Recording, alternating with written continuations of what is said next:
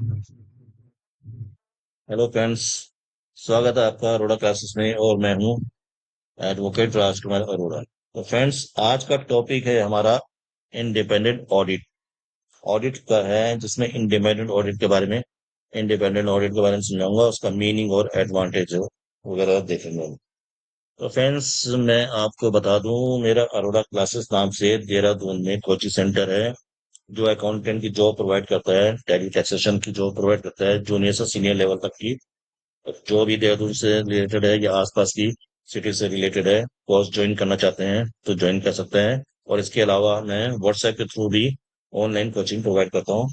जो भी अगर वो ऑनलाइन पढ़ना चाहता है व्हाट्सएप के थ्रू, तो उसको भी कोर्स प्रोवाइड कर सकता हूँ। लेकिन वहाँ मैं 100% जॉब गारंटी नहीं दे सकता ऑनलाइन में। तो फ्रेंड्स, जो भी नए नए व्यूअर हैं, वीडियो को फर्स्ट टाइम देख रहे हैं, चैनल को सब्सक्राइब कर लीजिए और लाइक कर लीजिए। क्यों? क्योंकि मैं अकाउंटेंट के लिए या जो अकाउंटेंट की तैयारी कर रहे हैं उनके लिए वीडियो लेकर आता हूँ। और जो फ्रीलांसर वर्क करना चाहते हैं, टैक्सेशन का वर्क करना चाहते हैं, टैक्स कंसल्टेंट का काम करना चाहते हैं, उनके लिए भी वीडियो लेकर आता हूँ। और मेरे वीडियो का टॉपिक्स होता है Tally, accounting, audit, GST, income tax, TDS, EPF ESI, EPF ESI और कस्टम। यही मैं प्रैक्टिकली अपने कोचिंग सेंटर में समझाता हूँ, सिखाता हूँ और 100% जॉब प्रोवाइड करता हूँ।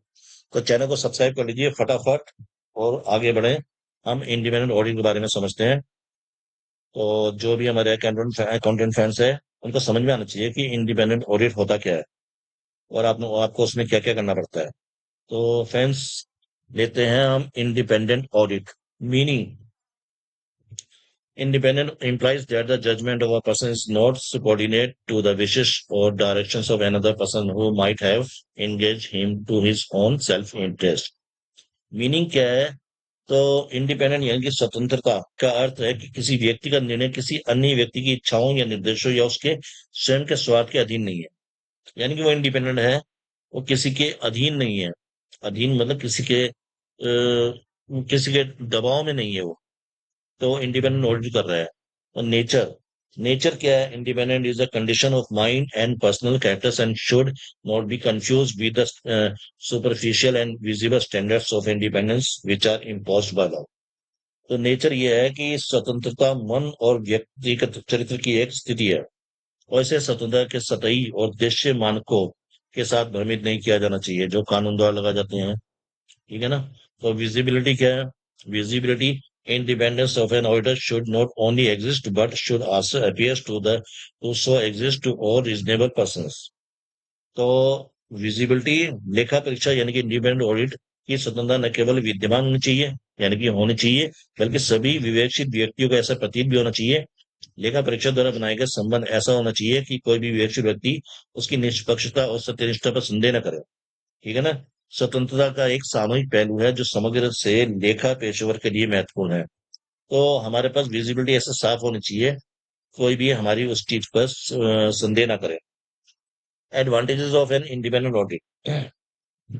तो इंडिपेंडेंट ऑडिट के लाभ क्या है, फायदे क्या है? सबसे पहला फायदा है protection of interest. If safeguards for the financial interest of the persons who was not associated with the management of the organization, whether they are partners or shareholder। तो सबसे पहले हमारे पास है कि प्रोटेक्शन ऑफ इंटरेस्ट, यानी कि यह उन व्यक्तियों की वित्तीय हितों की रक्षा करता है जो संगठन के प्रबंधन से संबंध नहीं हो, चाहे वे भागीदार हो या शेयरधारक हो। ठीक है ना? चाहे वो पार्टनर्स हो चाहे शेयर हो। Moral check, it acts as a moral check on the employees from committing defections. तो मोरल चेक ये है कि यह कर्मचारियों पर गबन करने से रोकने के लिए एक नैतिक जांच के रूप में कार्य करता है। यानी कि इसका मोरल चेक ये है कि ये गबन एम्प्लॉइज का चेक करने से उस या भी यानी कि जो भी हमारी गड़बड़ी होती है, ठीक है, तो इंटरनल एम्प्लॉइज जो भी गड़बड़ी कर सकता है तो उसको चेक करता है। कौन चेक करता है? Independent audit.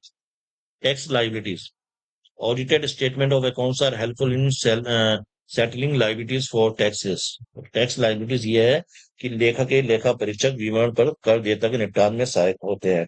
तो इन शॉर्ट कहने का मतलब ये हो गया, ये टैक्स लाइबिलिटीज के लिए भी हेल्पफुल होते हैं। Credit negotiation, Financiers and bankers are use audited financial statements in evaluating the credit worthiness or individuals in negotiations loans.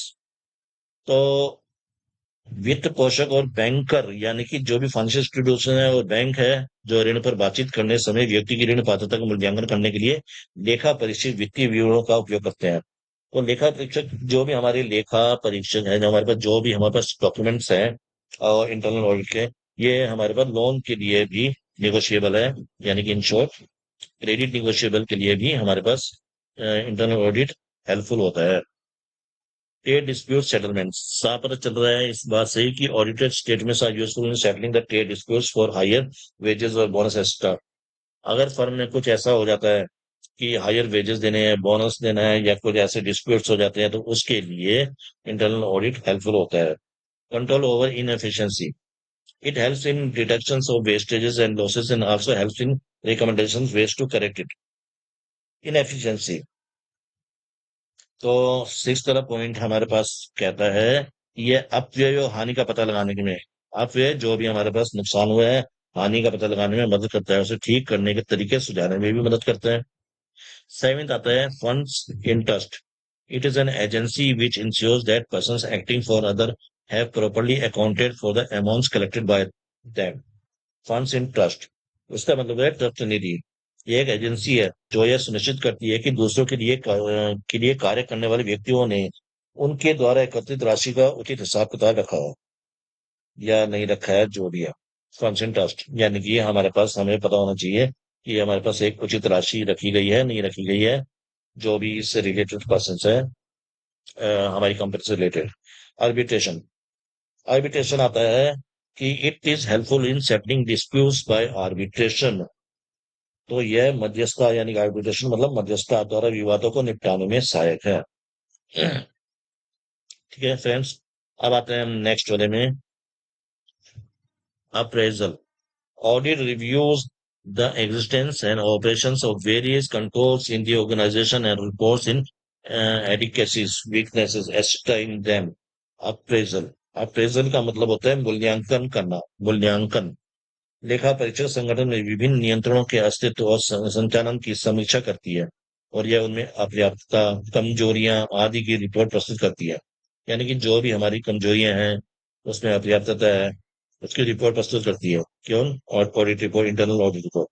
प्रबंधन इस रिपोर्टों के आधार पर उचित कार्यवाही कर सकता है। तो हमारे पास अगर पता चला हमारे पास कोई गलती है या कोई ऐसी चीज है, तो हम उसकी रिपोर्ट्स वगैरह मैनेजमेंट जो है उस पर अपना एक्शन ले सकता है और उसको सही कर सकता है, उचित कार्रवाई कर सकता है। ठीक है। असिस्टेंट टू गवर्नमेंट, गवर्नमेंट में requires audited and certified statements before it gives assistance और इश्यूज और लाइसेंस फॉर पर्टिकुलर ट्रेड। सरकार को सहायता कैसे? सरकार किसी भी विशेष व्यापार के लिए सहायता देने या लाइसेंस जारी करने से पहले ऑडिटेड और प्रमाणित विवरण की मांग कर सकता है।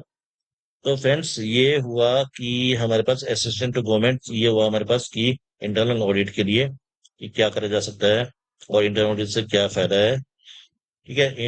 इंडिपेंडेंट ऑडिट हमारे लिए ना, इंडिपेंडेंट ऑडिट हमारे लिए या किसी भी फर्म के लिए इतना जरूरी है कि अगर वो बिल्कुल किसी बिना भेदभाव के किया जाए, यानी कि इस पर किसी का प्रेशर ना हो, तो इससे मैनेजमेंट को बड़ा हेल्पफुल होगा और मैनेजमेंट जो है बहुत अच्छी तरीके से कंपनी को या फर्म को या प्रोप्राइटरशिप फर्म को चला सकता है।